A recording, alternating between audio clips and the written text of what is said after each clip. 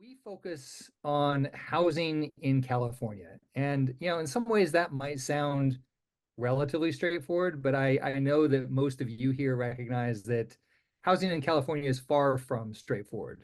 We got our start 20 years ago trying to make California homes more green, climate friendly, energy efficient, water efficient.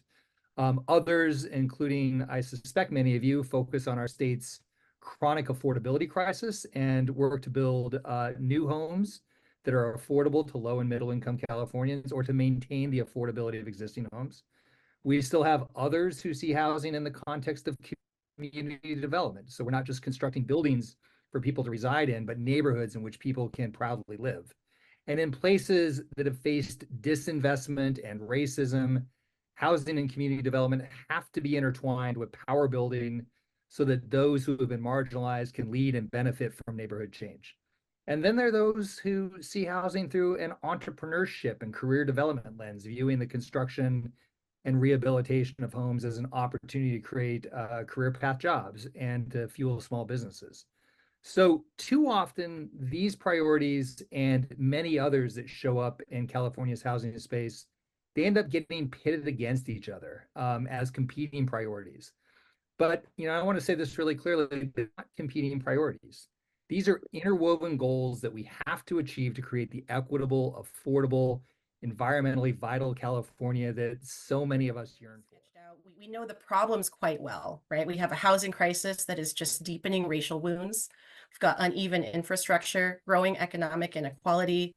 And of course, none of these issues can be separated or solved by itself, right? This isn't a problem that happened by accident, and it certainly didn't happen overnight.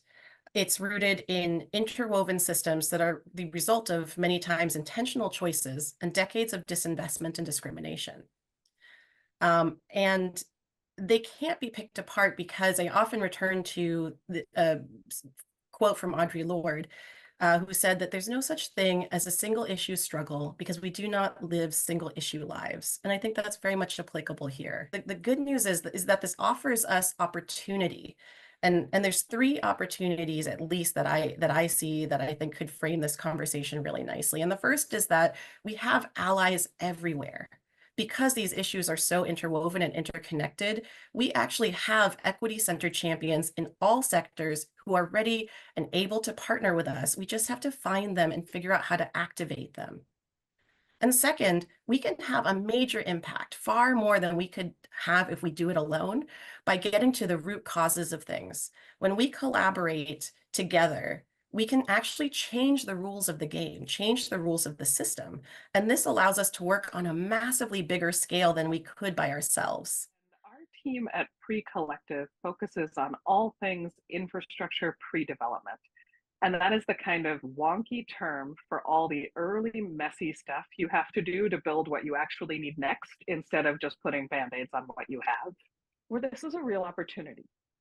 Just like I just said, right? This is a tremendous challenge that these issues are connected, and putting your thumb on one side of the scale really impacts the other. But it's also a huge opportunity. Right now, we are about halfway through two major pieces of federal legislation, funding legislation, where we have a historic amount of money for infrastructure upgrading and repair and climate action, which includes things like infill housing. And so we're at a moment in time where we have the most money since Roosevelt to tackle these issues simultaneously, really once in a generation funding. And so we need to be able to walk and chew gum. And that's what's so exciting about the moment we're in and this conversation, where I'm really looking forward to diving in with Justin and Meea and Tom to talk through how these challenges have played out on the ground in each of their experiences and how they are respectively shaping solutions. I just want to give you a quick one. I want to tell you about you. You asked me for a street address. So I wanted to give one in Sacramento at 429 12th Street because it's built. It was built 12 years Love ago. it. It's called La Valentina, and I worked with Tom Pace in the city of Sacramento. It was super challenging. This was when we had redevelopment. It was a dirty site. It was a gas station owned by the redevelopment agency for 25 years, three failed attempts at development. redevelopment agency chose my team. This was about 14 years ago. And we had to change every zoning, we had about 20 special permits and variances. We had a 16-month process. We had hearing after hearing after hearing. We had neighbors that were upset. We had people crying regularly at meetings. It took an act of God in many cases to get things done, but we were able to win everyone's support.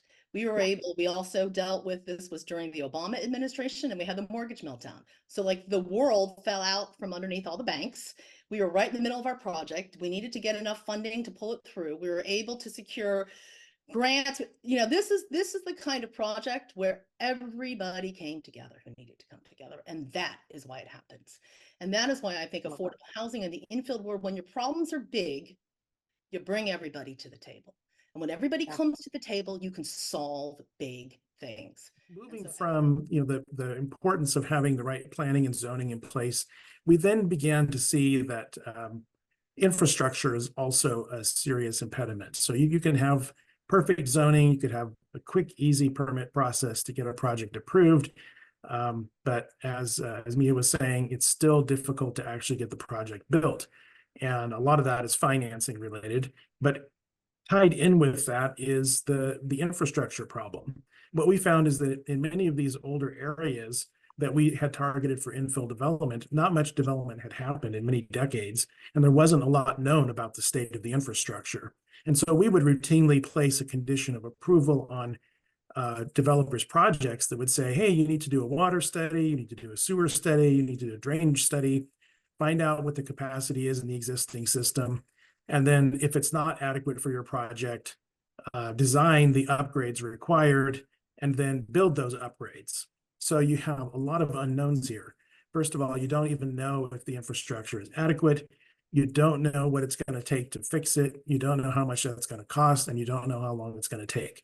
And all of it was too much time, too much money, too much uncertainty, not a real big help to facilitating infill development. So we have several different projects. We have actually more than these, but I just thought I'd give you some real examples of projects that are designed, waiting for this infrastructure funding to come through. And so what I would advocate for is that communities throughout the state, align their planning with these infill development goals that are important for our climate, for our affordable housing, for supporting existing transit systems where those are in place. And also then do the work on getting the infrastructure planned, removing those unknowns for developers so that it's now known that either there is adequate infrastructure or if there isn't, what it's going to take to get there. And then ideally try to get that funding in place and actually build the infrastructure so that now developers are not burdened with, all of those unknowns and not perhaps even burdened with the costs of having to deal with those things, because many of these projects have affordable components. And obviously, if you add infrastructure costs to an affordable housing project, it just makes it that much harder to do.